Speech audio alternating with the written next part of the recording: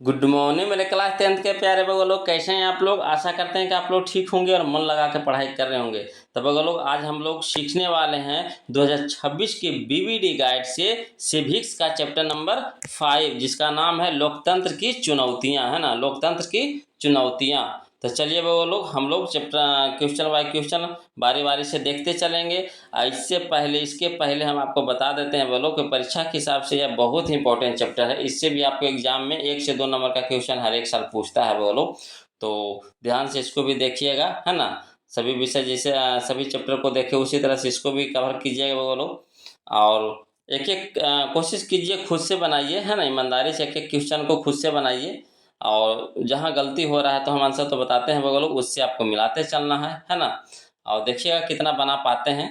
तो देखिए, कहता है क्वेश्चन नंबर फर्स्ट, देखिए कि निम्न में से क्या क्षेत्रवाद की भावना, निम्न में से क्या क्षेत्रवाद की भावना का एक कुपरिणाम है। निम्न में से क्या क्षेत्रवाद की भावना का एक कुपरिणाम है। तो इसका सही ऑप्शन हो जाएगा हमारा ऑप्शन नंबर बी हो जाएगा, अलगाववाद, है ना, अलगाववाद। ऑप्शन नंबर बी हमारा यहाँ पे सही हो जाएगा।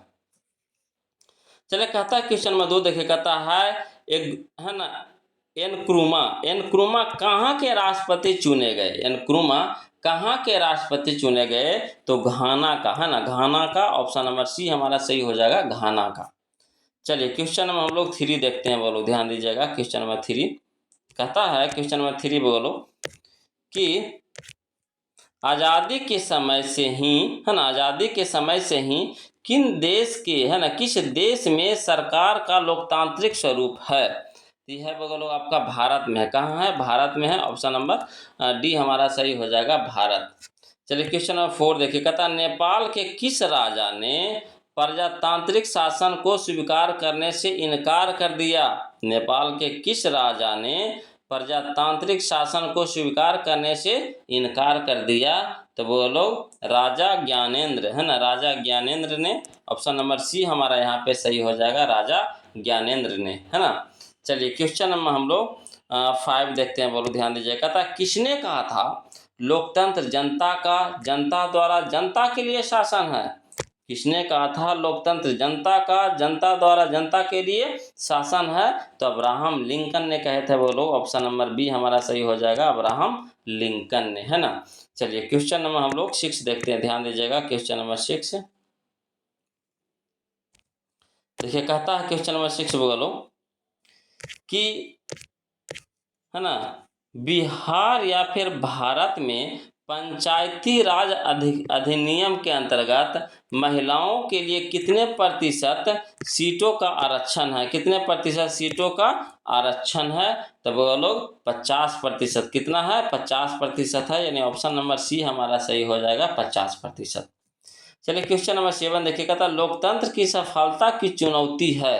लोकतंत्र की सफलता की चुनौती है, क्या है बोलो। तो देखिए, अफसरशाही ये भी सही है, अशिक्षा ये भी सही है, जातिवाद ये भी सही है, यानी कह सकते हैं इनमें से सभी हो जाएगा। ऑप्शन नंबर डी हमारा यहाँ पे सही हो जाएगा। चलिए क्वेश्चन नंबर 8 देखिए, कहता भारत में लोकतंत्र की असफलता में क्या बाधा है। भारत में लोकतंत्र की असफलता में क्या बाधा है। तब वो लोग आपका यहाँ पे अशिक्षा है, गरीबी है, बेरोजगारी है, यानी कह सकते हैं इनमें से सभी हो जाएगा। ऑप्शन नंबर डी हमारा यहाँ पे सही हो जाएगा। चलिए क्वेश्चन नंबर हम लोग 9 देखते हैं, वो लोग ध्यान दीजिएगा। क्वेश्चन नंबर 9 कहता है कि, हाँ, लोकतंत्र की सफलता निर्भर करती है, लोकतंत्र की सफलता निर्भर करती है किस पर बोलो। तो नागरिकों की विवेकपूर्ण सहभागिता पर, है ना, नागरिकों की विवेकपूर्ण सहभागिता पर। ऑप्शन नंबर सी हमारा यहाँ पे सही हो जाएगा। चलिए क्वेश्चन नंबर हम लोग 10 देखते हैं, कहता है क्षेत्रवाद की भावना का एक कुपरिणाम है। क्षेत्रवाद की भावना का एक कुपरिणाम है, तो क्या है बोलो। तो अलगाववाद है। ऑप्शन नंबर डी हमारा सही हो जाएगा, अलगाववाद, है ना। चलिए क्वेश्चन नंबर हम लोग 11 देखते हैं, ध्यान दीजिएगा। क्वेश्चन नंबर 11 कहता है, क्वेश्चन नंबर 11 बोलो कि,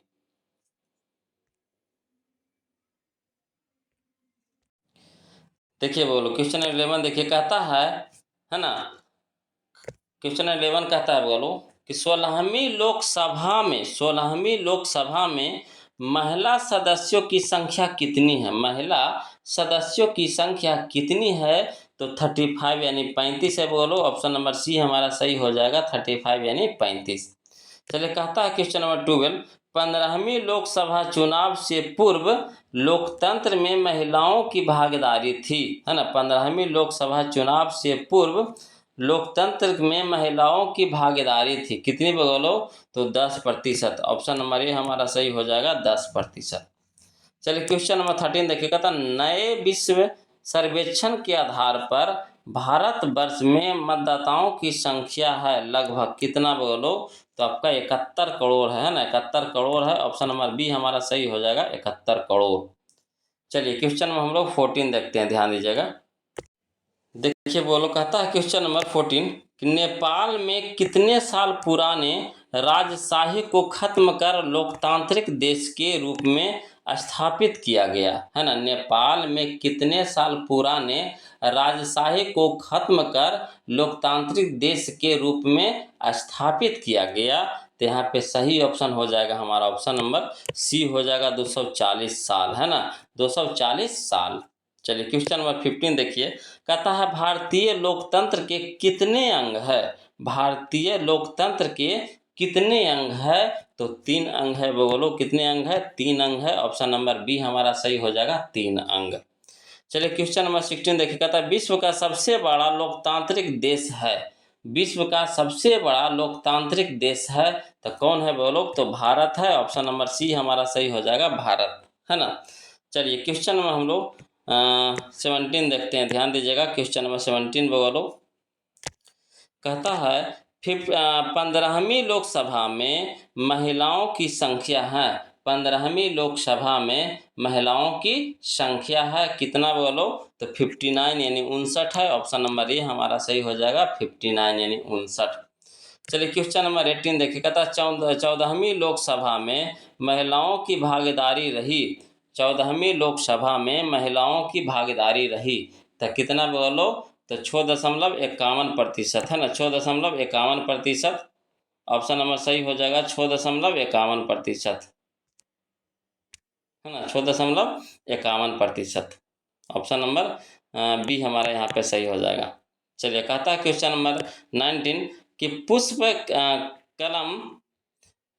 कलम दहल प्रचंड किस देश के माओवादी नेता हैं, है ना। कहता है पुष्प कमल दहन प्रचंड किस देश के माओवादी नेता है, तो यह है बोलो आपका नेपाल का है। किस देश का है, नेपाल का है। ऑप्शन नंबर सी हमारा सही हो जाएगा, नेपाल। चलिए क्वेश्चन नंबर 20 देखिए, कहता है लोकतांत्रिक सुधार मुख्यतः करते हैं।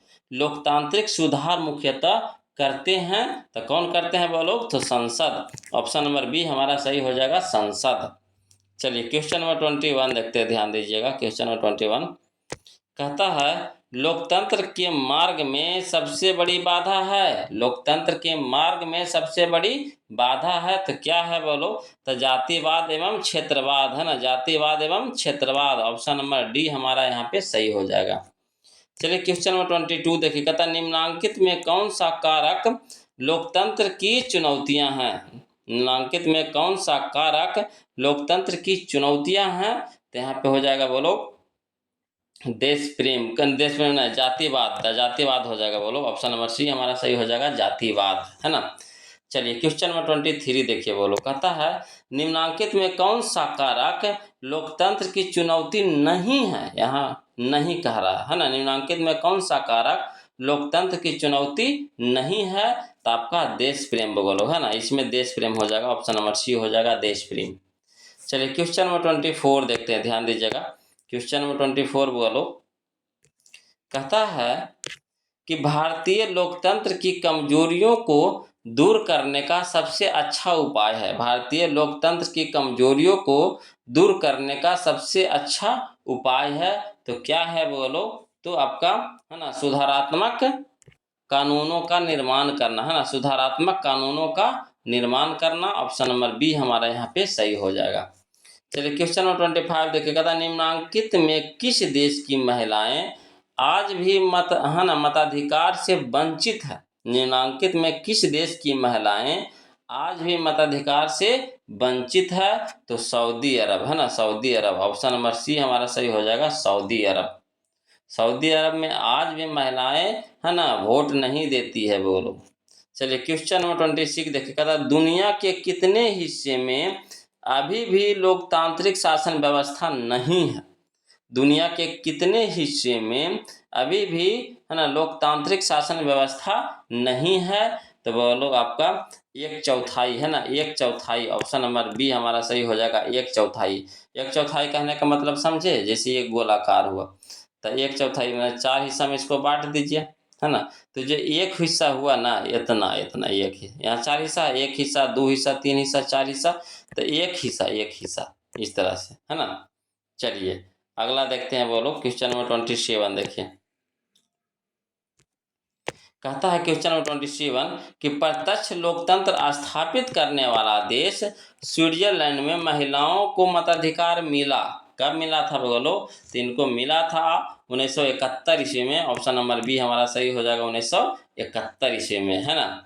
चलिए क्वेश्चन नंबर 28 देखिए, बोलो ये इस चैप्टर का लास्ट क्वेश्चन होगा। ऐसे को देखने से पहले आपसे वही निवेदन है, अनुरोध है ना, कि वो लोग जो अभी तक वीडियो को लाइक नहीं किए, प्लीज़ वीडियो को लाइक कर दीजिएगा। इस समय बोलने की ज़रूरत ना पड़े, बोलो आप लोग नहीं करते हैं, अच्छा नहीं लगता है हमें, है ना। प्लीज़ मेहनत करते हैं तो एक तो लाइक बनता है, बोलो एक एक वीडियो एक लाइक कर दीजिएगा, अच्छा लगेगा हमें, है ना। और जो अभी तक चैनल को सब्सक्राइब नहीं किया, बोलो प्लीज़ चैनल को सब्सक्राइब कर लीजिएगा, है ना। और देखिए कहता है क्वेश्चन नंबर 28 कि दक्षिण अफ्रीका में लोकतंत्र की कौन सी चुनौती मुंह बाएं खड़ी है?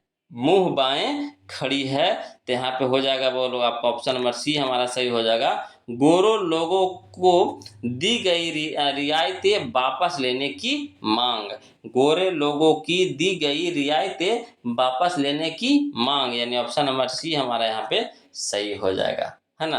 तो वीडियो तो आशा करते हैं पसंद आया होगा, बोलो प्लीज़ वीडियो को लाइक कर दीजिएगा। और मैथ का वीडियो हम अपलोड कर दिए हैं, जाकर के वीडियो के प्लेलिस्ट में जाइएगा, चैनल के प्लेलिस्ट में, वहाँ पे आपको वीडियो मिल जाएगा, मैथ का वीडियो 2026 का, है ना, बीवीडी गाइड से। और जो हम अपना असाइनमेंट बनाए हैं उससे वो लोग दोनों से आपको मिल जाएगा।